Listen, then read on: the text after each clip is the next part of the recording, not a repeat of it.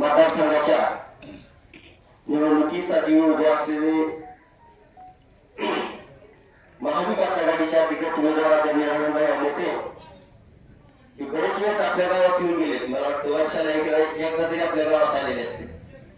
परंतु मी आपल्याला जास्त वेळ घेणार नाही. मी फक्त आपण मागच्या लोकसभेला ज्या एकजुटीनं आणि ज्या पद्धतीनं महाविकास आघाडीच्या पाठीमागे आपण गावकरी खंबीरपणे उभा राहिला त्याबद्दल तुमचं सर्वप्रथम सर्व गावकऱ्याचं अभिनंदन करतो.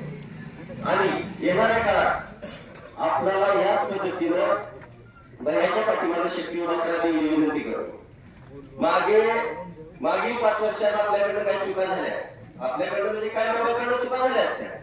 एक नवीन काहीतरी उमेद घेऊन माणूस आला असं वाटलं आपल्याला. आपण भरपूर मतांना त्याला निवडून दिलं.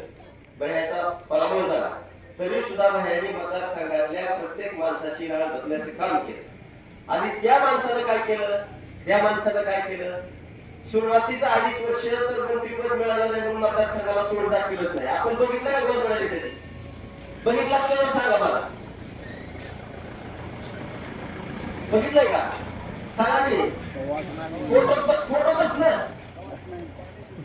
आणि नंतर मग आता काय झालंय सगळ्या घडामोडी झालेल्या आपल्याला सगळ्याला कळतेच मोबाईलवर युट्यूबवर ते सगळ्या समजतात.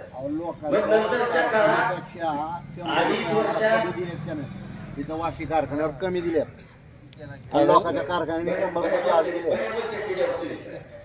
फक्त या गोष्टीचा विचार करा. आपण प्रत्येकाने आपली जिम्मेदारी. लोकसभेला यांचा पराभव झाला म्हणून त्यांनी 2.5 वर्ष सरकारला त्यांनी कुठली योजना लावली नाही.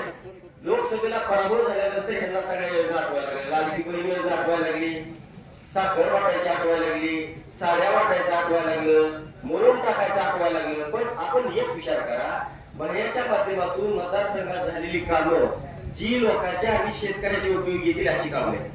बघ्यांनी प्रथम प्राधान्य कशाला दिलं? प्राधान्य फक्त शेतकऱ्याच्या प्रत्येक शेतकऱ्याला मतदारसंघात पाणी उपलब्ध झालं पाहिजे या पद्धतीनं मोठे मोठे साठवण तलावाची निर्मिती केली. आणि भविष्यात बह्याच्या हातून उपसा सिंचन योजनेच्या माध्यमातून आपल्या प्रत्येक गावाला पाणी मिळालं पाहिजे यासाठी बह्या पुढील काळात प्रयत्न करणार आहे. परंतु यांनी 5 वर्षात आपल्या मतदारसंघाला पाठीमागे नेलंय. ह्या गोष्टीचा प्रत्येकाने विचार करा.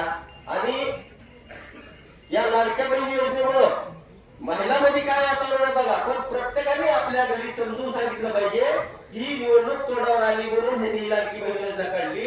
ह्याचा आपल्याला काय फायदा होणार नाही. तुम्ही बोलायचं असतं पाटील, तुम्ही बोलत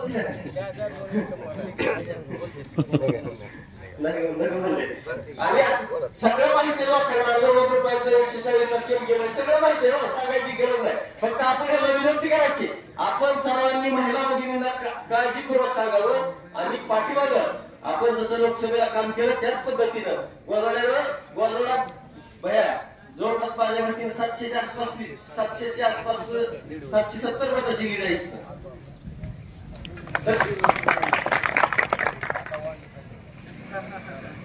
कार्यकर्ते एकदम तळमळीने काम करतात सगळे. त्यांचं अभिनंदनच केलं पाहिजे त्याबद्दल काही नाही. पण आपण सुद्धा सर्वजण गावकऱ्यांना विनंती करतो की बाबा पाठीमागच्या काळात जसं आपण केलं त्याच पद्धतीनं येणाऱ्या विधानसभेला बघायच्या पाठीमागे आपण शक्ती उभा करावी. येणाऱ्या 5 वर्षात आपल्याला माझ्याकडे भरपूर अपेक्षा आहे. आणि आपण मागताना की काय आपण आपला अधिकार आहे. पण आपण ज्याला मागायला जात आहोत समजा ज्याला अधिकाऱ्यांनी निवडून दिले त्याच्या शिव्या खावा लागतात. ही इतका बदल आहे. त्यासाठी आपण सर्वांनी येणाऱ्या 20 तारखेला 4 नंबरला आपलं तुतारी वाजवणारा माणूस एक चिन्ह आहे. तुतारी वाजवणारा माणूस याच्या पुढील बटन दाबून प्रचंड बहुसंख्येने भारताला विजय करावा एवढी विनंती करतो. आणि बाहेर विनंती करतो की आपण आरक्षण करावं.